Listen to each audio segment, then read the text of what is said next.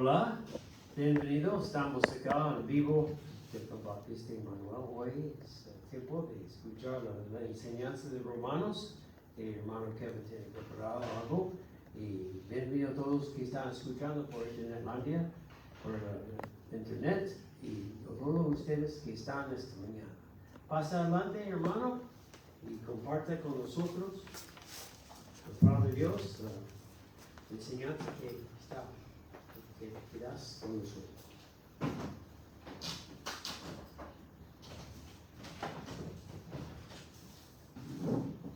Buenos días, hermanos de Iglesia Confraternidad Manuel Escuela Varonil. Bien, pensando en el gobierno para hacer un recuento de lo que se fue dando, ¿sí? Para introducirnos en el tema, pensemos cuando existe un tiempo de pausa, cuando uno amerita una escapada, cuando uno siente la necesidad de abrir las puertas hacia el patio exterior, cuando existe un tiempo de recreo, cuando hay que tomar un respiro, cuando hay que realmente, de cierta forma, escaparse de la realidad, ese momento de pausa, de tranquilidad, indica que uno tiene que alejarse de lo que esté haciendo habitualmente, lo que esté haciendo en dicho momento. Por ejemplo, en un colegio primario o secundario existe el hábito de que hay tiempos de recreos. ¿Con qué propósito? Para que en el servicio de los recreos, tanto los docentes como los alumnos puedan intercambiar opiniones, puedan intercambiar vivencias, y puedan, si es que hay algún problema de matemáticas que no se entendió, discutirlo, o de alguna actividad fuera de la escuela. Así también los docentes intercambian opiniones, podrías dictarlo así, podrías implementar dicha técnica, con el fin de despejar toda la, entre comillas, todo el manual aprendido dentro del aula, todo eso dentro del colegio. De cierta forma también se puede llegar a pensar así cuando en el momento del juicio hay tiempos de pausas necesarias. Todo está correctamente establecido, hay tiempos, hay momentos, cuando se levanta la sesión y en dicho periodo, hasta que se vuelva a reanudar, los abogados intercambian con los acusados, podrías aprender esta estrategia y negocian el acusado y el acusador.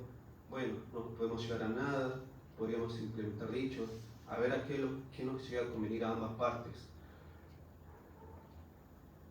O incluso cuando el profesor se puede llegar a tomar licencias y haya profes suplentes. Esta es una de las características necesarias para que un juicio funcione de forma correcta y genuinamente lo más viable posiblemente, el manejo de los tiempos, ¿sí? Imagínense todos abarrotados en la sala, hablando sucesivamente en una completa, emitiendo, yo creo que sí, gritándose las cuatro vientos, y nadie llega a un buen acuerdo dentro de la sala. Obviamente al juez se le escapó el caso. Esta es una de las características de un juicio general, el correcto manejo de los tiempos. Otra característica que se puede llegar a referir es la imparcialidad a partir del versículo 11. Romanos capítulo 2, versículo 11. Romanos capítulo 2, versículo 11. Dice, porque no hay acepción de personas para con Dios. La imparcialidad refiere en particular a este versículo, pero también más adelante. Pero realmente el juicio de Dios va a enfrentar a todas las personas. Vamos a orar. Padre Celestial, Dios amado, Señor, gracias por estar en la iglesia de San Bautista Manuel con los hermanos, Señor. Pedimos tu bendición por lo que se va a compartir y que nos ayudes a confrontarnos con tu palabra, Señor, y no con opiniones de hombres, Señor. Pedimos tu bendición por lo que se va a compartir, en tu nombre amado. Amén. Porque no hay acepción de personas para con Dios. En sí, ¿qué quiere decir la palabra acepción? Sí, tiene la idea de recibir y enfrentar, de recibir en cara misma, ¿sí? Porque no discrimina a nadie. Tal cual. Sí, es rico, o guapo, o famoso, nada. Nada. Significa el juzgar las cosas en el fundamento de nociones preconcebidas de forma objetiva, ¿sí? No podemos En otras palabras, el versículo se puede llegar a decir, porque no hay favoritismo de personas para con Dios. Por ejemplo, la mayoría de los presentes están casados, han contraído matrimonio, y cuando aceptaron a su media naranja, no dijeron, me gusta tu mitad para arriba o tu mitad para abajo, o tus cualidades de comida, o tus cualidades o tus diferentes características. Aceptaron todo lo bueno y lo malo. El paquete ya está entregado y a partir de ese momento, según la Biblia, son una sola carne. Como el profe que no puede emitir juicios de valor y opinar sobre ningún tipo de alumno dentro del aula, sí, esto es algo muy difícil contra 30 diferentes alumnos que tienes que acordarte el nombre de cada uno de ellos. Por ejemplo, acá todos los presentes tienen su propia opinión en cuanto al presidente actual, en cuanto al presidente anterior, ¿sí? Pero en sí todos los habitantes de la República Argentina quieren lo mejor para el país de Argentina, independientemente de sus opiniones. Esto es lo que quiere decir, no hay favoritismo. Realmente todos quieren lo mejor para el país. Dios no tiene favoritismo hacia ninguna persona y así no será condicionado por nadie. El viernes le tomaba prueba a un grupo de alumnos y en ese momento yo podía disfrutar de ver sus caras en cierta forma, su cara de frustración, y yo les decía irónicamente, ustedes tienen que negociar con la prueba, no conmigo. En ese momento yo no podía a nadie pasarle la respuesta, mostrarle, y si señalas esto, porque si no sería una evaluación imparcial, estaría mostrando favoritismo hacia un grupo de chicos o hacia alguno. Realmente la prueba es igual para todos y todos tenían la oportunidad de probar si es que habían estudiado, obviamente. Frente al juicio de Dios no vamos a tener la oportunidad de negociar si es que somos incrédulos. No vamos a poder condicionar a sus leyes, no vamos a poder sobornarlo. Esto es lo que refiere al versículo 11. No hay favoritismo de personas. Todos compareceremos ante el tribunal de Cristo. Versículo 12 menciona, porque todos los que sin ley han pecado, sin ley también perecerán, y todos los que bajo la ley han pecado, por la ley serán juzgados. Los que sin ley han pecado es aquellas personas los que nunca han escuchado sobre Dios, los que nunca se han tenido un mensaje directo. Este es el Evangelio de Dios. Cristo vino y murió y resucitó por tus pecados, solamente que vos lo único que tenés que hacer es creer en Él. Esos son los que nunca escucharon de Dios, sobre el Evangelio de Dios. Ellos serán juzgados por su desobediencia directa al conocimiento limitado de Dios. Esto ya lo habíamos visto en parte en Romanos 1, 19 y 20, porque el que es de Dios se conoce, les es manifiesto, pues Dios se les manifestó, porque las cosas invisibles de Él, su eterno poder y deidad, se hacen claramente visibles desde la creación del mundo, siendo entendidas por medio de las cosas hechas, de modo que no tienen excusas.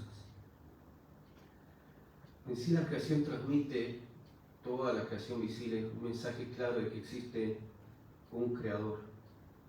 Se menciona que se creía, mejor dicho, anteriormente en el estudio del planeta Tierra, que la Tierra era el centro de la Tierra, después que el Sol fue el centro de la Tierra, pero hay unas características naturales, innatas, inmutables, que por algo el planeta llegó a estar alejado del Sol y alejado de la Luna. Si nos acercamos un poco más hacia la Luna, el planeta Tierra se llegase a congelar, y si nos acercásemos más hacia el Sol, el planeta no tendría vida humana. La creación tiene un mensaje claro e inconfundible sobre Dios, tal como menciona el Salmo 19:1. Los cielos cuentan la gloria de Dios y el firmamento anuncia la obra de sus manos. No solamente el testimonio de la creación, los que sin ley han pecado, sino más curioso cuando Pablo se enfrenta en sus viajes misioneros a un grupo evangelizando allí en Hechos 17, 23, en Hechos capítulo 17, versículo 23 dice: porque pasando y mirando vuestros santuarios, hallé también un altar en el cual estaba dicha inscripción: al Dios no conocido, al que vosotros adoráis, pues sin conocerle es a quien yo anuncio. El Dios que hizo el mundo y todas las cosas que en él hay, siendo Señor del cielo y de la tierra, no habita en templos ni en templos hechos por manos humanas, ni es honrado por manos de hombres, como si necesitase algo, pues es quien da a todos vida y aliento de todas las cosas. Obviamente Pablo tenía un conocimiento, un bagaje de todas las diferentes culturas a su alrededor, pero le llamó la atención al evangelizar. Tenía un conocimiento detallista, no era que pasaba de largo, no era que decía, yo les evangelicé, me fui, sino que observaba las diferentes cualidades, las diferentes características, las diferentes posibilidades abiertas para plantear: esto es el Evangelio de Dios. Conociendo lo que había visto ahí en ese viaje, sí es cierto que ustedes no habían escuchado el Evangelio de Dios antes, pero tienen conciencia de que existe un Dios sobrenatural.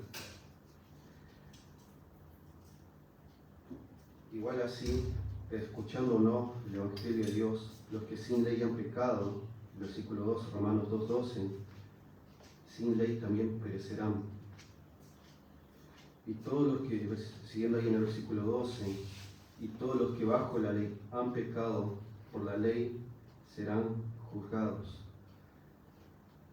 Obviamente con ley, refiriéndose a los ciudadanos judíos, los que tenían tantos milagros en sus anécdotas, en sus tradiciones, en sus relatos orales, todo lo que han sucedido y pasado bajo ellos, por ese conocimiento que tenían, van a ser juzgados teniendo mayor conocimiento. Es por eso que Pablo, más adelante,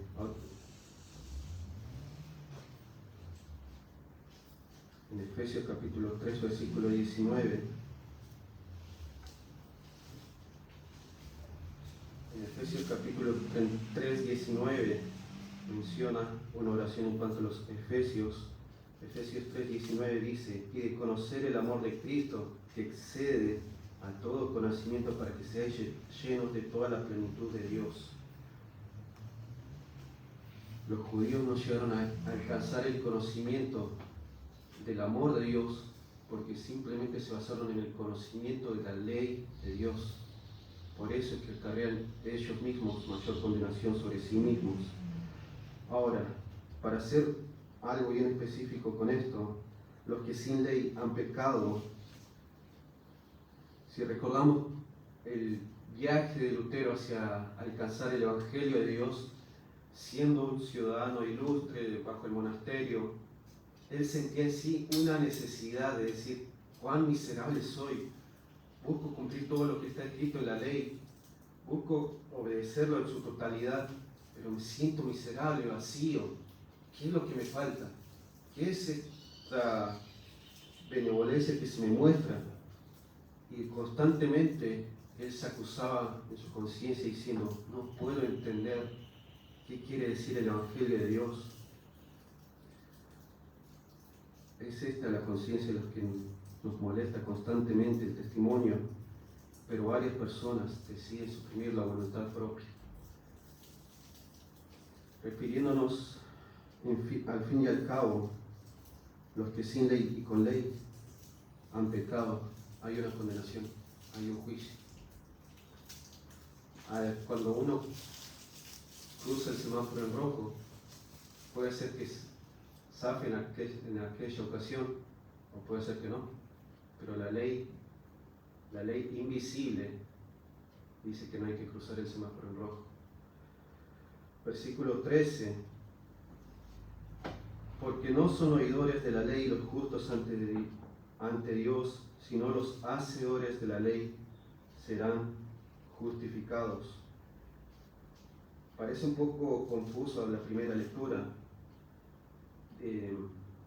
Voy a cambiar un poco el orden, a ver si se entiende un poco. Porque los justos ante Dios no son oidores de la ley. ¿Quiénes son las personas justificadas delante de Dios? Son los creyentes que han nacido de nuevo, los que creen en Jesucristo que vino y murió por sus pecados. Estas personas sí oyeron del Evangelio de Dios, pero no se conformaron con la ley de Dios, sino como continúa el versículo, sino los hacedores de la ley serán justificados. El juicio de Dios no se va a detener por nada en cuanto a los argumentos que podamos imponer delante de Él, en cuanto a nuestro palabrerío, en cuanto a nuestro guitarreo, en cuanto a las millones de excusas que se nos pueda llegar a ocurrir. No va a detenerse Dios. ¿Qué tienes que decir? No, sino culpable, culpable, culpable. Cristiano, cristiano, y así sucesivamente. No va a haber un momento de pausa allí. No va a ser detenido por los que han oído de la ley. Y esto es lo que le molestaba realmente a Lutero, uno de los libros que realmente le molestaba a él, por la aparente contradicción que se encontraba en la Biblia. El libro de Santiago. Santiago 1:22 dice: pero sed hacedores de la palabra, y no tan solamente oidores, engañándoos a vosotros mismos. Sigue el versículo 23, porque si alguno es oidor de la palabra, pero no hacedor de ella, este es semejante al hombre que considera en un espejo su rostro natural, porque él se considera a sí mismo y se va y luego olvida como era. Y sigue más adelante, en comparación con la ley y su ejecución, su práctica. Porque no son oidores, el versículo 13, porque no son los oidores de la ley los justos ante Dios, sino los hacedores de la ley serán justificados. Las personas que hacen, que realizan, que ejecutan la palabra de Dios en sus propias vidas, estas son las personas justificadas. Estas son la declaración legal, inherente, natural, que decir: tú estás absuelto de los cargos que estaban en tu contra, tú realmente estás perdonado, tú realmente puedes pasar hacia el cielo. Las personas serán en sí condenadas, no por su personalidad, no por sus cualidades, no por sus riquezas, por sus bienes, sino porque han pecado, por su propia naturaleza y por su propia decisión, y punto final allí, cuando estemos delante de Dios. Estas personas no tendrán excusa. Siguiendo ahí en el versículo 14, porque cuando los gentiles que no tienen ley hacen por naturaleza lo que es de la ley, estos, aunque no tengan ley, son ley para sí mismos. Versículo 15, mostrando la obra de la ley escrita en sus corazones y dando testimonio en su conciencia y acusándoles o defendiéndoles en sus razonamientos, en el día en que Dios juzgará por Jesucristo los secretos de los hombres conforme a mi evangelio. Si recordamos la locura de Nabucodonosor, creyéndose el superior delante de todos los hombres y proclamando delante de él: yo soy Nabucodonosor, y todos los que, cuando pase mi estatua de oro, todos los habitantes de la ciudad adoren a dicha estatua. Y Nabucodonosor, feliz bajo ese periodo de tiempo, pero más adelante se convirtió como una bestia. Fue llevado fuera del palacio. Que no tienen ley hacen por naturaleza lo que es de la ley.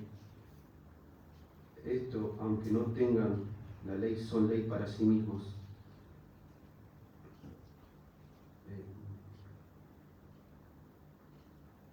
Si recordamos también Faraón, ¿quién es ese Dios? ¿Sí? Queriendo confrontarse directamente con Dios mismo. Obviamente Dios poniendo un endurecimiento en parte en su corazón para que se muestre su gloria, pero realmente Faraón no tenía nada que ver, hizo su propia ley. El joven rico también hizo su propia ley. estimando más sus riquezas.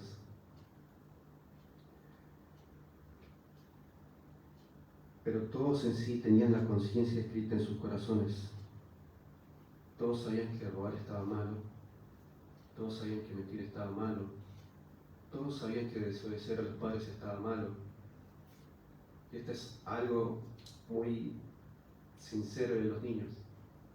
Ellos en su pequeñez saben distinguir entre lo bueno y lo malo. Siendo tal vez que no sepan leer ni escribir, pero ya saben que hay ciertas acciones que no se deben emitir ni realizar, tanto por su bienestar como por el bienestar de los demás.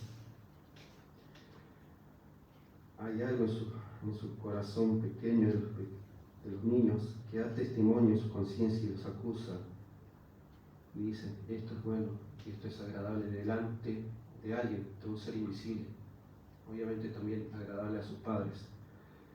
Pero un día, en un abrir y cerrar de ojos, en un momento en el cual no saben ni los ángeles, se va a cerrar la puerta de la gracia, se va a cerrar la oportunidad para todas las personas, se va a cerrar la última chance para que las personas puedan llegar a alcanzar la misericordia y gracia de Dios. Ese momento va a ser uno de los momentos más tristes para algunas personas, pero a su vez un momento de sumo gozo para los cristianos. Ese momento de gozo y angustia va a ser cuando comience el juicio de Dios, cuando realmente todos los acusados entren a la sala.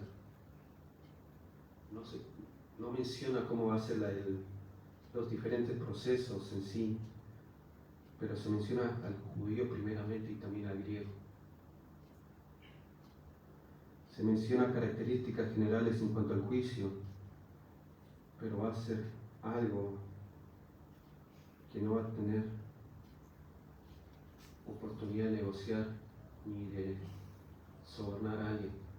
No va a haber oportunidad de irse hacia el último de la fila. Todos vamos a compadecer frente a dicho juicio. Todos vamos a pasar a la sala de acusados, según nuestro andar, según nuestra propia vida, sea bueno o sea malo. Y realmente Dios va a juzgar a todos los hombres. Esto es lo que refiere a cuanto a la imparcialidad. La imparcialidad de Dios, que no toma favoritismos, tal como de cierta forma les mencionaba a mis alumnos.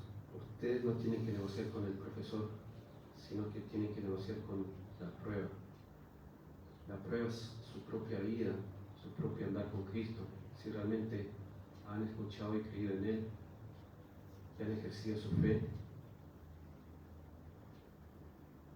no tienen que hablar y decir: yo aprendí todo esto, sino que tienen que ir y hacerlo, que ir y demostrar que realmente estudiaron y estuvieron dispuestos a ser justificados delante de Dios. Vamos a orar para cerrar esta escuela dominical. Padre Celestial, Dios amado, Señor, gracias por estar acá en la iglesia, sabiendo que el juicio de Dios es un tema muy solemne, que realmente las copas de ira se van a mostrar ahí.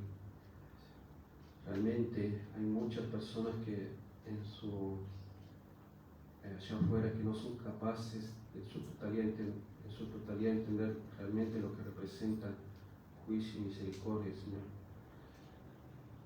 Ayúdanos a ser fervorosos, a compartir dicha gracia con los que no te conocen. Ayúdanos a estar predispuestos en todo momento, Señor, sabiendo que hay muchas personas que van a tener un triste momento eterno de angustia y soledad, Señor. Ayúdanos a siempre a ser bondadosos con aquel que no tiene nada en cuanto a tu conocimiento, Señor. Pedimos tu bendición por lo que se compartió en tu nombre amado. Amén. Gracias. Kevin, hablando del día que vamos a ser juzgados, mencionó un cola. Y vamos a poner en cola, pero no te no hablo de colas. Dios es capaz de juzgar a todos. Nosotros, al mismo tiempo, en un cuarto distinto. No sé, está pensando recién. Gracias por pensar, compartir esto. Pero Dios es capaz de hacer como quiere juzgar a cada uno de nosotros. Ser juzgados por qué hacemos, qué no hacemos, por nuestros motivos. Dios va a juzgarnos con justicia correcta. Si vamos a ser juzgados y vamos a aceptar, no vamos a hacer apelaciones. No me gusta, o apelar, eso, ese término, apelar. Ante Dios no hay apelación, hermanos. Debemos estar leyendo escrituras para ser más educado en las cosas de Dios, para estar cambiando caminos en algunas prácticas, quizás pequeñas, tenemos que cambiar para ser más como Cristo, para seguir en sus pisadas. Bueno, hermanos, no voy a predicar, quiero una tarde voy a estar compartiendo algo para ustedes, amigos de Nación Eterna, nada más que estoy invitando a ustedes a volver a estar con nosotros o escuchar por internet. En ese momento hay café, té, creo que hay bolsitas de mate cocido y vamos a tomar algunos minutos y cuando escuchamos la música, listando para vuelvan a la sala para estar listo para alabar a Dios. Bien, nos despedimos por